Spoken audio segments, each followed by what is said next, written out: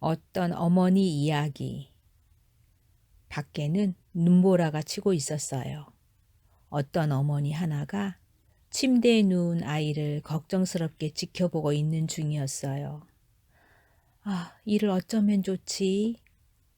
어머니가 쩔쩔맸어요. 아이가 많이 아팠거든요. 아이는 열 때문에 얼굴이 벌겋게 달아올라 있었고 숨도 쌕쌕거리며 간신히 쉬고 있었어요.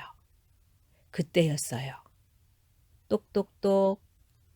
문을 여니 바짝 마른 노인이 서 있었어요. 매서운 바람 속을 어떻게 뚫고 지나왔는지 도무지 알 수 없었지요. 어서 들어오세요. 바람이 좀 잠잠해지면 돌아가시는 게 좋겠어요. 낯선 노인이었지만 어머니는 노인을 따뜻하게 맞아들였어요. 몸에 두르고 있으라고 포근한 담요도 내주었지요. 조금만 기다리세요. 따끈한 차를 드릴게요.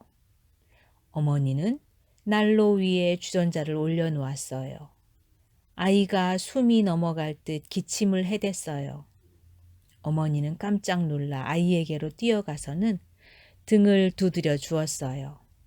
그리고 다시 잠이 드는 것을 보고 난로 곁으로 왔어요. 아이가 많이 아파요. 하지만 하느님은 아이를 데려가지 않으실 거예요. 노인은 아무런 대답이 없었어요. 잠자코 어머니를 물끄러미 바라볼 뿐이었지요. 어머니는 아이 이야기를 하며 울고 또 울었어요. 그러다가 지쳐서 깜빡 엎드린 채로 잠이 들었지요. 그런데 이게 무슨 일일까요? 왜 이렇게 춥지? 눈을 떠보니 문이 활짝 열려 있었던 거예요. 차가운 바람이 눈과 함께 날아 들어오고 있었어요. 노인은 온데간데 없었지요. 아이도 함께 사라졌어요. 집안에는 자기 혼자뿐이었어요. 아, 내 아이. 어머니는 미친 듯이 밖으로 달려나와 이리 뛰고 저리 뛰었어요. 넘어지고 미끄러지면서도 쉬지 않고 아이를 찾아 달렸어요. 그랬더니 끝없이 펼쳐진 눈밭 한가운데 검은 옷을 입은 부인이 앉아 있는 게 보였어요. 혹시 제 아이를 보셨어요? 너의 아이가 누구냐? 이 세상의 아이를 내가 다 알 수는 없지. 검은 옷을 입은 부인이 냉정하게 말했어요. 몹시 아픈 아이예요. 노인이 안고 있었을 거예요. 노인이 제 아이를 데리고 간 게 틀림없어요. 그렇다면 보았지. 보셨다고요? 어디로 가던가요? 제 아이가 어느 쪽으로 갔어요? 어머니가 다급하게 물었어요. 그러자 부인이 말했어요. 그걸 알아서 뭐해. 죽음의 사자가 데리고 갔는데 바람보다도 더 빨리 갔어. 죽음이라니요? 그렇다면? 부인이 고개를 끄덕였어요. 안 돼요. 제 아이를 어디로 데려갔는지 알려주세요. 제발이요. 아이를 찾으러 가겠다고? 소용없어.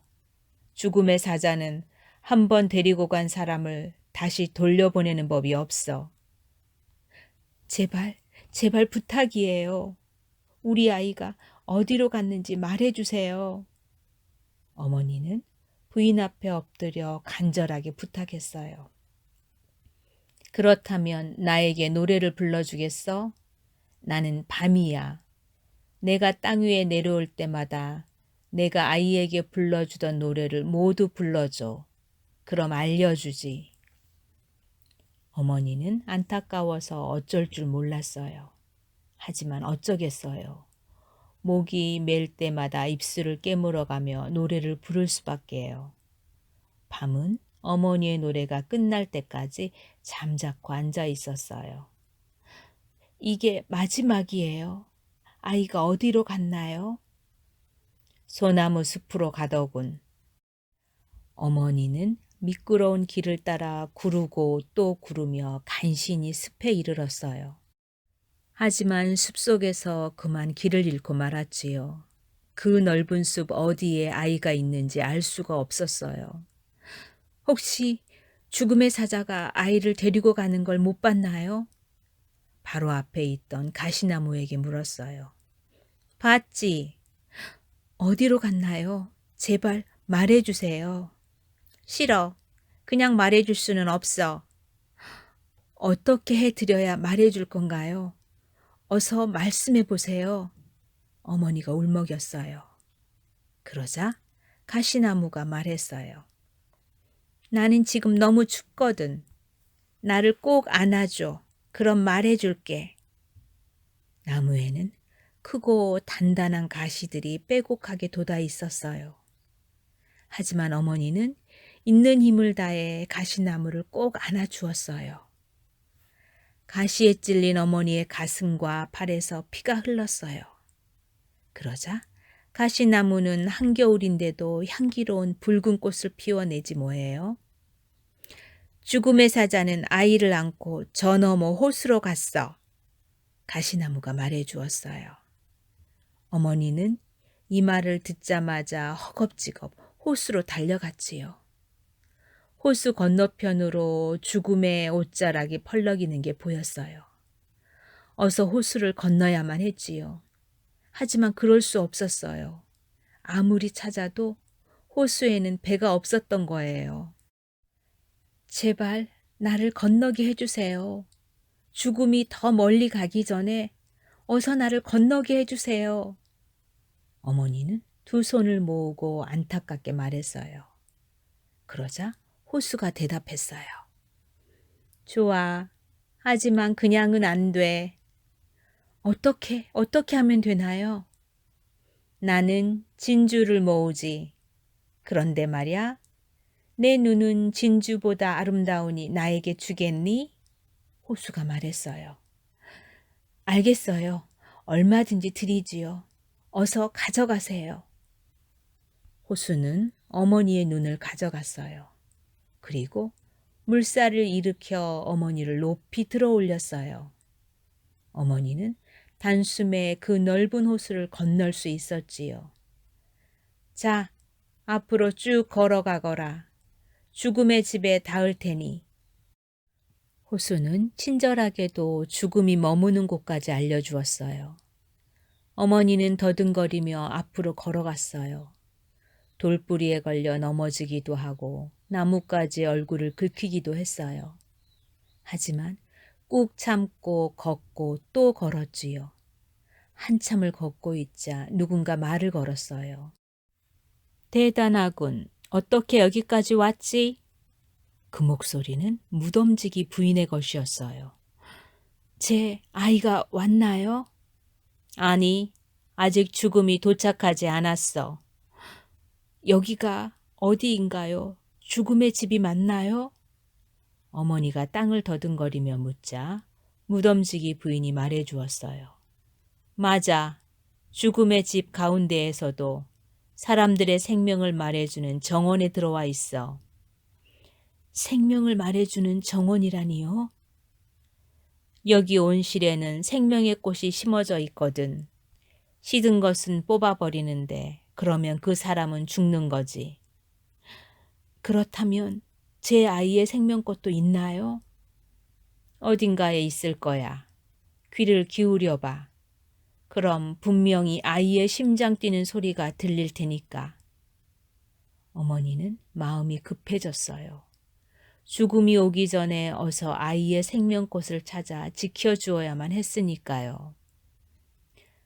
부인, 온실은 어디에 있나요? 어머니의 목소리가 떨렸어요. 하지만 무덤지기 부인은 어머니의 말에 아랑곳하지 않고 이렇게 말했어요. 나에게 무엇을 줄래? 나는 내 검은 머리칼이 마음에 드는구나. 그걸 주면 온실까지 데려다 주지. 그렇다면 가지세요. 얼마든지요. 무덤지기 부인은 어머니의 검은 머리칼을 가져갔어요. 대신 자기의 흰 머리칼을 어머니에게 주었지요.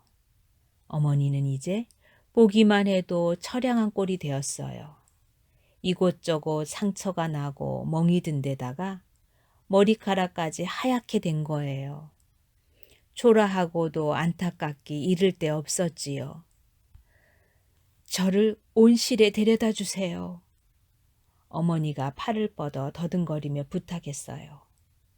약속대로 무덤지기 부인은 어머니를 온실까지 데려다 주었어요. 온실에는 여기저기서 심장 뛰는 소리가 들렸어요. 어떤 소리는 쿵쾅쿵쾅 아주 컸지만 어떤 소리는 너무 작아서 여간에서는 들리지도 않았어요. 그래도 어머니는 수많은 소리를 가려내어 아이의 생명꽃을 찾아낼 수 있었지요. 그때 죽음의 사자가 아이를 안고 다가왔어요. 죽음의 사자는 어머니를 한눈에 알아보았지요. 아니, 내가 어떻게 여기까지 따라왔지? 나는 엄마니까요. 하지만 소용없어. 돌아가. 싫어요. 만일 내 아이의 생명꽃을 뽑아내려 한다면 나는 다른 생명꽃을 뽑아내고 말겠어요. 어머니는 있는 힘을 다해 소리쳤어요. 죽음의 사자는 잠시 머뭇거렸어요. 그러더니 침착하게 말하기 시작했어요. 그렇다면 너는 너를 위해 다른 엄마들의 마음을 아프게 하겠다는 거냐? 이 말을 들은 어머니는 잠깐 숨을 멈추었어요. 마치 바위덩어리가 된 것 같았지요. 그러더니 땅 위에 엎드려 흐느껴 울기 시작했어요. 그저 그렇게 하염없이 울고 또 울 뿐이었지요. 자, 이제 나는 내 아이와 함께 떠나야 한단다. 죽음의 사자는 땅에 엎드려 일어날 줄 모르는 어머니에게 말했어요. 그리고 그는 아이의 생명꽃을 송두리째 뽑아버렸지요. 그리고 아이를 안은 채 아무도 알지 못하는 곳으로 떠나가 버렸어요.